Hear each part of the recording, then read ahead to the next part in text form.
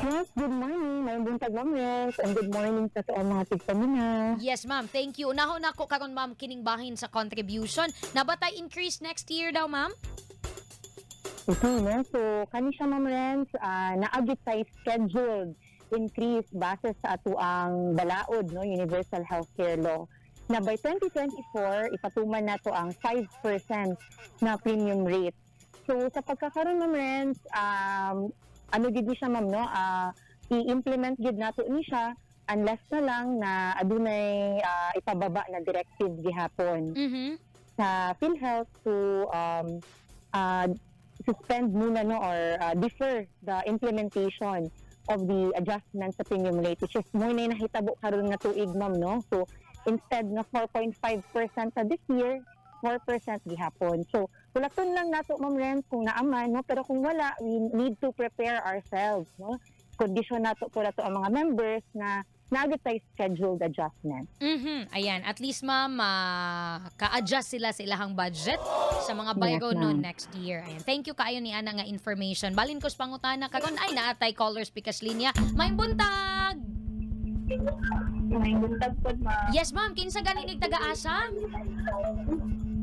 Taga Fatima po. Fatima. Good. Yes, so sa pangalan na to, ma'am? Mel Junesa po. Si Ma'am Mel. Ayan, Mel Junesa. naasa pa sa pikas linya po, ma'am, si Ma'am Clea. Go ahead po sa imong pangutana. Okay, so, ma'am, mag-ask lang po ako kung meron po ba kayong bagong mga package po para sa buntis and mga senior citizens. Okay, Ma'am Clea. Hello? Yes, ma'am. Ang iyang pangutana, ma'am, napaday bagong package sa mga buntis ug senior citizens po. Okay, so for buntis ma'am, no, and senior citizens, tama ba kung pagkadungog ma'am Renz? Yes po, ma'am. Okay. So, sa karon ma'am, naatay mga bagong programa, no, and packages, pero dili lang siya limited to our pregnant women and our senior citizens, since alang gid ni sa tanang members nato. Like for example, ma'am Renz, ang kani ato ang bagong gipagawas na guidelines for outpatient mental health package, i-cover na siya sa PhilHealth, and katong increase ato ang coverage, no, for stroke. So, di lang siya limited katong sa na-mention ni ma'am na mga members, no, senior and mga buntis. Pero alang, kung iyang question ma'am, specific to senior citizens and our pregnant women, naagit to yung mga benepisyo alang sa ilaha ma'am, no, ang pagpanganak, syempre, no, ang newborn screening sa baby, no, for our mga mothers nato, and for senior citizens po nato, no, mga conditions na common ang mga senior citizens, like diabetes o kaning cataract operation, for example, or cataract surgery, covered na siya sa PhilHealth. Ayan, thank you po. Ma'am Bell? Okay po. Ayan. So, dental is covered na po ba sa PhilHealth? Tama ba yung pagkarinig ko o mali? Kung to, ma'am? Apil ba ang dental covered po sa PhilHealth? Ay, dental. Opo. Ma'am Clea, apil ba daw, ma'am? Dental, tama ba kung pagkadungog ma'am sa dental, no? Yes po, ma'am. Opo.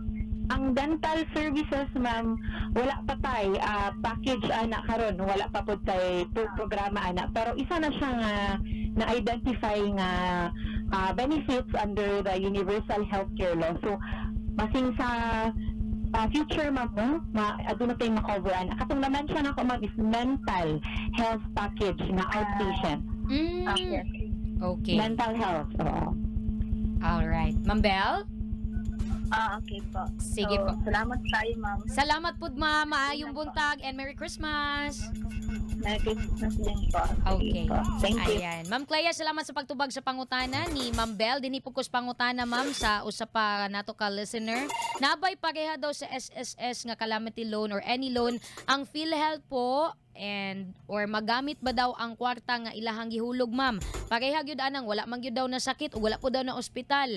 Pila ka years daw na unsaon po daw magamit ang ilahang remittance, Ma'am Clea? Okay, that's a good question, Ma'am Renz, no? And common po actually ni siya na ginapangutana sa atua. So, ang direct answer na to sa iyang question is no. Wala tay calamity loan or any other monetary benefits na ginahatag diri sa PhilHealth because ang PhilHealth is a social health insurance program. So, ang ato ang madawat ani or ma-avail ng mga benefits are hospitalization. And katong mga benefits pertaining to our health. Like kaning ato ang konsulta program, no? Para magpa-check up ta, covered na siya sa PhilHealth. And other cases, no, nga kailangan ma-admit or ma-confine or patambal sa katao. Dira mo sulod ang mga benepisyo sa PhilHealth. Ayan. Salamat sa pagpaklaro, ma'am. Kay basin unyag, mo ato sila sa PhilHealth, mag-loan, ma'am. E Pasko manggo daw, ma'am. Wala sila pang regalo. Pero bitaw, salamat niya na, ma'am. Naapay dugang pangutana kung solo parent daw, ma'am. Automatic na ba daw nga ma-member sa PhilHealth or unsa daw, ma'am? Okay, so just like any other members, Ma'am Renz, kailangan good sila mag-agi sa registration process. So wala tay specific na program or lahi na category for solo parents. Yes. So it's either based magud ta ma'am sa financial capacity, no? So it's either direct contributor sila or indirect contributor. Depende na lang kung nasa kakayanan or nagtrabaho. So dito gid sila ma-enroll sa direct category na to and they will be paying good, no, magbayad gid sila sa ilang contributions, whereas kaning ato ang indirect contributor diri mo sulod ka to mga 4Ps na to, mga indigents na to. So kung ang usa ka solo parent walay kakayanan or walay financial capacity ug identified siya sa DSWD, no, as indigent, then dito siya masulod sa itong ginatawag na indirect category. Ayan, noted to, Ma'am Clea. Last question before your announcement, ma'am. Si Bambi Arat Manlod Limbago, nag-view karon sa live streaming. Ug ningon siya, ma'am, ni undang daw siya sa PhilHealth 2020. Kung galing mabuntis daw siya next year, ma'am, magamit pa ba daw niya iyang PhilHealth bisan giundangan na daw niya?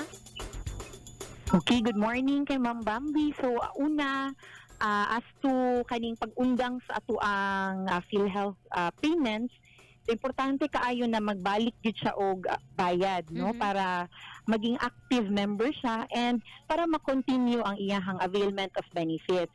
Ang ikaduha niya nga pangutana, Ma'am Renz, kung maka-avail pa ba siya next year sa iyang pagbuntis or pagpanganak niya, yes, no, kay naman tay immediate eligibility. So, ma-cover kita sa to ang mga PhilHealth benefits. Automatic, no, kung kailangan nato gamiton. But, kato nga, no, kailangan gyapon gyud magbayad sa to ang contribution if naatay financial capacity. Makita gyud na siya, Ma'am Renz, no, nga nag-avail ta sa benefits pero kulang ang atong bayad or naatay paltas sa to ang pagbayad, singilon gid ana and we need to comply na sa katong payment sa contribution. Okay, ayan. Salamat kay Ma'am Clea. Inyong mga announcement, ma'am? Okay, ma'am. So, una na lang siguro, Ma'am Renz, kung announcement nato for payments sa to ang contributions, no, kay pahumanay na gid ang ato ang tuig ug mao po ni ang tingbayad or deadline alang sa to ang fourth quarter na period. So ang ato ang mga members, self-paying members na to, we are reminding them and encouraging them na magbayad sa ilang contributions. For the fourth quarter, 4% premium rate gyapon atong ginapasunod. Og karon, Ma'am Renz, sa ato ang diri sa Davao Region, no, wala pa tay payment gyud as of now sa ato ang offices. So sa bayad centers gid sila magbayad or sa mga online payment nato sa atong website. Ayan. Salamat kaayo, Ma'am Clea, sa imong panahon. Kabalo ko busy gay mo karon, ma'am, pero thank you kaayo, ma'am, and advance Merry Christmas po. Daghang salamat kaayo, Ma'am Renz, and advance Merry Christmas. Ato nakauban mga kasama si Ma'am Clea Guevara of PhilHealth 11.